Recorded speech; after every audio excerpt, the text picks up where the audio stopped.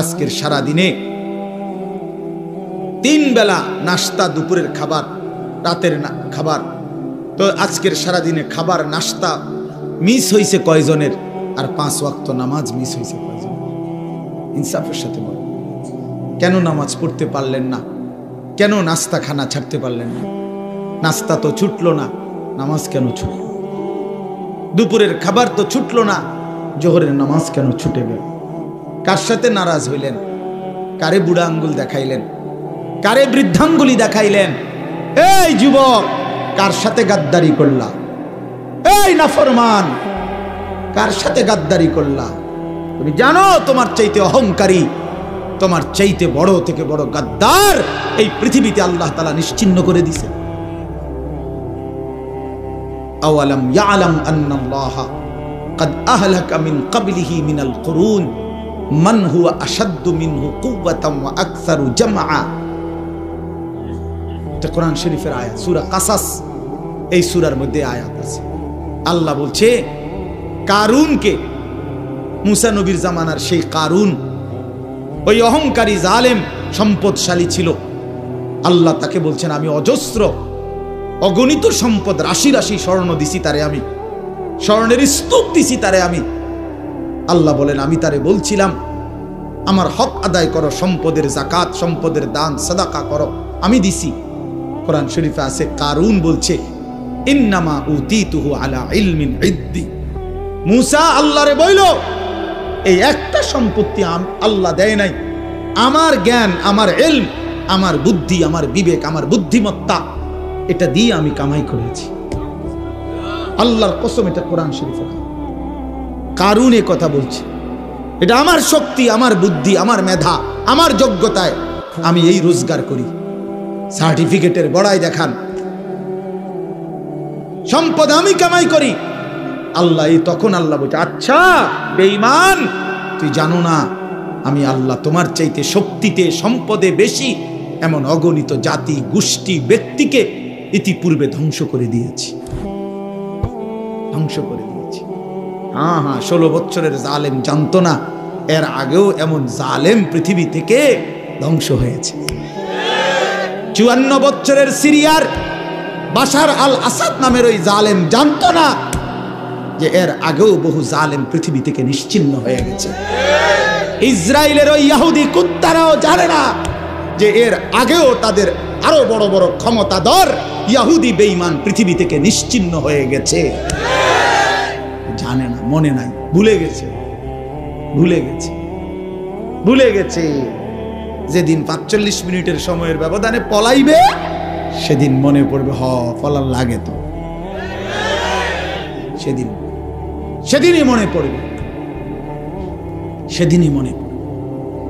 এজন্য এই পৃথিবীতে আল্লাহ বলছেন বান্দা তুমি জানো না আমি কোন অহংকারীকে পৃথিবীতে টিকতে দেই নাই, কোন জালেম টিকে নাই, কোন নাফরমান টিকে নাই, এই পৃথিবীতে টিকে নাই। এরপরেই কোরআন শরীফে আছে ওয়াখাসাফনা বিহি ওয়া বিদারিহিল আরদা, আমি আল্লাহ কারুনকে, তাকে সহ, তার ঘর বাড়ি সম্পদ সহ একটা টান দিছি জমিনের নিচে, জিন্দা দাফন করে দিছি। খালাস, কুল্লু খালাস, শেষ করে দিছি। ফাজআলনা আলিয়াহা সাফিলাহা ফাআমতারনা আলাইহিম হিজারাতাম মিন সিজ্জিল। আল্লাহ বলে লূত আলাইহিস সালামের জাতি জিনা, ব্যভিচার, পুরুষে পুরুষে অপকর্ম করেছে, অসভ্যতার নোংরামির সীমা ছাড়ায় গেছে। আল্লাহ বলেন আমি জমিন উল্টায়া দিয়া এক রাতে ভোরবেলা ফজরের ওয়াক্তে সাতবক জমিনের মাটি উল্টায়া ধ্বংস করে দিছি, ধ্বংস করে দিছি। এজন্য পৃথিবীতে কোনো জুলুম টিকে না, একক ব্যক্তিগত জুলুম এটাও টিকে না, সংঘবদ্ধ জুলুম, সমষ্টিগত জুলুম এটাও টিকে না, রাষ্ট্রীয় জুলুমও টিকে না, পারিবারিক ঘরের জুলুমও টিকে না। তেমন কোন জালেমে টিকে না, শেষ পর্যন্ত বেইজ্জতি হয়ই হয়। এটা অনিবার্য পরিণতি, প্রতিটা জুলুমের অনিবার্য পরিণতি। এটা আমার জন্য সত্য, আপনার জন্য সত্য। এজন্য দোস্ত আমার এই প্রথম বক্তব্য এতগুলো কথা বললাম, গাফেল না হওয়া। ইমানদার গাফেল হয় না। বারবার এই শব্দ কিন্তু বলছি, মনে রাখেন। কি হয় না? মোমেন। বলেন বাবা, বলেন। মোমেন গাফেল হয়। কেন ভুলে গেলেন আল্লাহকে? একটা অটো চালাইতে চালাইতে নামাজের সময় নাই কেন? একটা সিএনজি চালাইতে চালাইতে নামাজের টাইম নেই। কয় টাকা বেতনের চাকরি করেন জানি না আমরা? যারা চাকরি করেন কয় টাকা বেতন? 30,000, 60,000, 90,000 টাকা, 1 লাখ টাকা মাসে ইনকাম। এক মাসে নামিয়া 30 দিনে 1 লাখ টাকা কি খুব বেশি কোনো টাকা নাকি? 30 দিনে 30,000 টাকা কি খুব বেশি টাকা নাকি? মাত্র 30,000 টাকার জন্য আল্লাহকে ছেড়ে দিলেন। একটা ওয়াক্ত নামাজ পড়লেন না। এই একটা বাড়ি করে, একটা বিল্ডিং কইরা, 2টা প্রাইভেট কার চালাইয়া, আস্তাগফিরুল্লাহ, এত অল্প দামে আল্লাহকে প্রত্যাখ্যান করলেন। কি দুনিয়া ভোগ করলাম আমরা বলেন?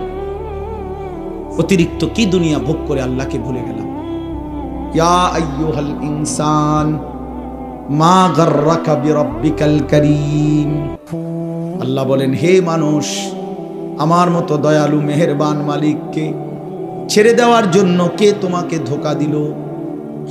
কাকে পেয়ে বন্ধু আমার মতো পরম বন্ধু বাদ দিয়ে দিলাম? মা গাররাকা বিরাব্বিকাল কারীম। এমন মেহেরবান মাওলা কেমনে ছেড়ে দিলা বান্দা? কোন মা যদি বলে 6 মাস যদি কোনো সন্তান কোনো মায়ের খবর না নেয়, একটা ফোন করে না, কোনোদিন জিজ্ঞাসাও করে না, 6 মাসের ব্যবধানে কোনো মা যদি বলে সন্তানকে, বাপ আমি তোর সেই মা যে তোরে 9 মাস গর্ভে ধারণ করেছি, আমি তোর সেই মা যে তোরে 2 বছর বুকের দুধ খাওয়াইছি। সন্তান আমার 6 মাস এমন গর্ভধারিণী মাকে কেমনে ভুলে গেলি? সেই সন্তান পাথর দিল হলেও তো দিল নরম হয়ে যাবে। তো মহান আল্লাহ পাক বলে, রব্বুল আলামিন বলে, বান্দা গত 1টা বছর আমি আল্লাহই তো তোরে খাদ্য দিলাম, খাবার দিলাম, পানীয় দিলাম, আসমান জমিন গোটা কায়নাত দিয়ে তোকে আমি আল্লাহ লালন পালন করলাম। বিনিময়ে 1টা বছর কোনদিন আমি বুঝি ফজরের একটা সেজদাও পেলাম না। কেমনে পারলি বান্দা? আমার মতো মালিককে ভুলে যেতে পারলা কেমনে? কি জবাব হবে? আল্লাহর নবী সাল্লাল্লাহু আলাইহি ওয়াসাল্লাম বলবে হাসরের দিন, উম্মত 23 বছর আমি দিন রাত তোদের জন্য কেঁদেছিলাম, আমার এত চোখের পানি কেমনে প্রত্যাখ্যান করলি উম্মত? আম্মা জানা আয়েশা রাদিয়াল্লাহু তাআলা আনহা বলেন, এশার নামাজের পরে আল্লাহর নবী দাঁড়িয়েছেন। নবীজির স্ত্রী আয়েশা বলে, খোদার কসম দুনিয়াবাসী, আমি দেখছি আমার স্বামী অন্ধকার রাতে দাঁড়িয়েছেন, ফজরের আজান পর্যন্ত এক দাঁড়ানোতে 2টা চোখের পানি ফেলে আল্লাহর কাছে উম্মতের জন্য গুনাহ মাফ চাইছে। হাত্তা তাওয়াররামাত কাদামাহু, হযরতে আয়েশা বলেন 2টা পা মুবারক ফুলে ফুলে গেছে। এত চোখের পানির বদলা এই ছিল নাকি? বলেন বাবা। এজন্য বাপ নবী সাল্লাল্লাহু আলাইহি ওয়াসাল্লাম 23 বছর কেঁদেছেন। তায়েফের কি পরিমাণ রক্ত ঝরিয়েছেন, উর্দু কিতাবে আছে।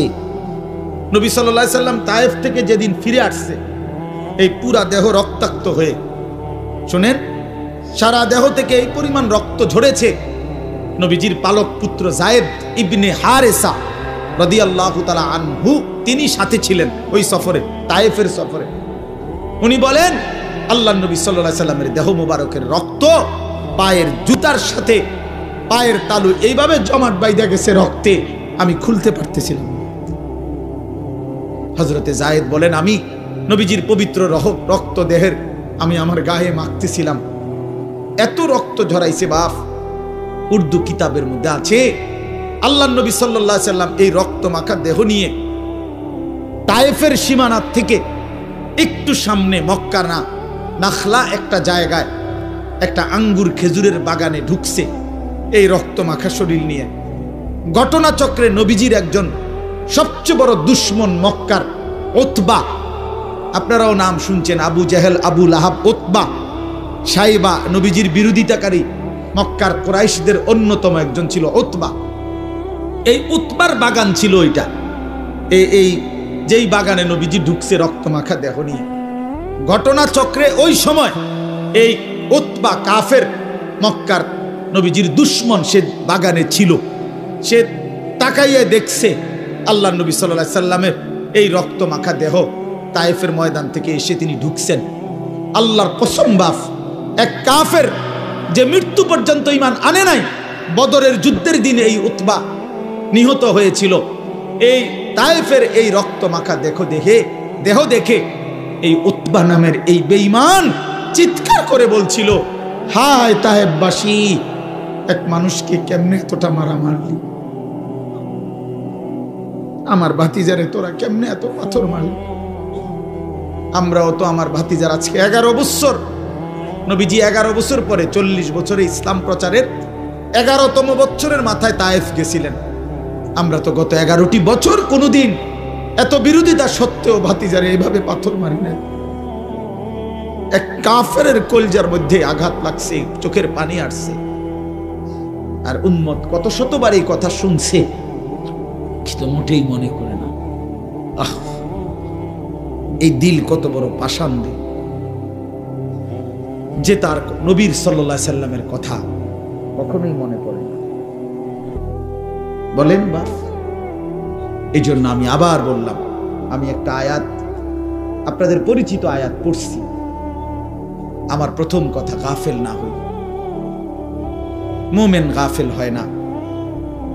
অনেক কিশোর নওজোয়ান, অনেক যুবক ভাই, আপনাদের সবার কাছে অনুরোধ বাপ, জিন্দেগির কদর করেন, হায়াতের কদর করেন। আমরা মুসলমান, আমরা ঈমানদার, আমরা মুমিন। আল্লাহ নবী সাল্লাল্লাহু আলাইহি সাল্লাম বলছেন, কুনু আবনা আল আখিরা ওয়ালা তাকুনু আবনা আদ দুনিয়া। শুনেন বাপ, নবীজি বলছেন, উম্মত, আখিরাতের পরিচয়ে পরিচিত হও, দুনিয়ার পরিচয়ে পরিচিত হও। দুনিয়ার পরিচয়ে পরিচিত হও না, আখিরাতের পরিচয়ে পরিচিত হও। ইরতাহালাতিদ দুনিয়া মুদবিরা ওয়ারতাহালাতিল আখিরাতু মুকবিলা। নবীজি বলেন, উম্মত, প্রতিনিয়ত দুনিয়া তোমার পিছনে যাচ্ছে, প্রতিনিয়ত আখিরাত তোমার আগে সামনে আসছে। প্রতি ঘন্টা যায় তো দুনিয়া আমার পিছনে যায়, প্রতি ঘন্টা যায় তো আখিরাত 1 ঘন্টা আমার সামনে আগায়। ঠিক কি না বলেন? এজন্য আল্লাহ নবী বলেন, আখিরাতের পরিচয় হও, দুনিয়ার পরিচয় না। লোকে যদি বলে সুদখোর, ঘুষখোর, জিনাখোর, মদখোর, গাঁজাখোর, ফুট্টাখোর, বাবাখোর, ইয়াবাখোর, হারামখোর, লম্পট, চরিত্রহীন, চোর, ডাকাত, ছিনতাইকারী, দুর্নীতিবাজ, লম্পট, বেহায়া, বেপর্দা, এই বন্ধু, এগুলো তো দুনিয়ার পরিচয়ে পরিচিত হইলা। কিন্তু মুমিনের পরিচয় হওয়া উচিত, লোকটা দিনদার, লোকটা মুত্তাকি, লোকটা নামাজি, লোকটা সেজদাওয়ালা, লোকটা জিকিরওয়ালা, লোকটা তাসবিহওয়ালা, তাহাজ্জুদওয়ালা, তেলাওয়াতওয়ালা, লোকটা আল্লাহওয়ালা। এমন পরিচয় লাগাও। আখিরাতের পরিচয়। কোন পরিচয়? আখিরাতের পরিচয়। শুধু ডাক্তার শেষ কথা না, শুধু ইঞ্জিনিয়ার শেষ কথা না, শুধু ব্যারিস্টার শেষ কথা না, শুধু অ্যাডভোকেট শেষ কথা না, বরং আল্লাহওয়ালা, দিনদার, মুত্তাকি, মুমিন, সেজদাওয়ালা, তাসবিহওয়ালা, তিলাওয়াতওয়ালা, বন্দিগিওয়ালা, এটা মুমিনের আখিরি পরিচয়, ইমানদারের আখিরি পরিচয়, আখিরি পরিচয়। যখন আখিরাতের পরিচয় লাগান, কুনু আবনা আল আখিরাহ। নবী সাল্লাল্লাহু আলাইহি সাল্লাম বলেন, আখিরাতের সন্তান হও, আখিরাতের। ওয়ালা তাকুনু আবনা আদ দুনিয়া, দুনিয়ার সন্তান হইও না। অনেক নওজোয়ান, আমি জানি চারদিকে আপনারা পড়ালেখা করা মানুষ, সব নওজোয়ান ভাই পড়ালেখা করো, মাশাআল্লাহ, পড়ো ভাইয়া, কোনো মানা নাই। জেনারেলের একবারে ভালো ইউনিভার্সিটিতে পড়েন, কোনো সমস্যা নেই। একেবারে হিমালয় পর্বত সমান যেন আপনার ডিগ্রি হয়, উচ্চ যোগ্যতা হয়, আমি দোয়া করি, কোনো সমস্যা নেই। কিন্তু আল্লাহকে ভুললেন কেন? এই মুসলমানের বাচ্চা, কোরআন শরীফ পড়তে পারেন না কেন? হ্যাঁ, সেজদা দিতে জানেন না কেন? কি শিখলেন, কি বুঝলেন, কারে চিনলেন? বলে বাংলা বই রিজিক দেয় না, আসমানওয়ালা রব রিজিক দেয়। পদার্থ জীব বিজ্ঞান রিজিক দেয় না, আসমানওয়ালা মালিক রিজিক দেয়। হ্যাঁ, ডাক্তার ইঞ্জিনিয়ার রিজিক দেয় না, আসমানওয়ালা রব রিজিক দেয়। ওয়াফিস সামাই রিজকুকুম ওয়া মা তুআদুন। আল্লাহ বলে বান্দা আসমানে রিজিক কোথায়? ওয়াফিস সামাই রিজকুকুম ওয়া মা তুআদুন। আল্লাহ বলে তোমাদের রিজিক আসমানে, আসমানে, আসমানে, আসমানে। দুনিয়ায় যা কিছু ওয়াদা দেওয়া হয়েছে সব কিছুর ফয়সালা আসমানে। কোথায়?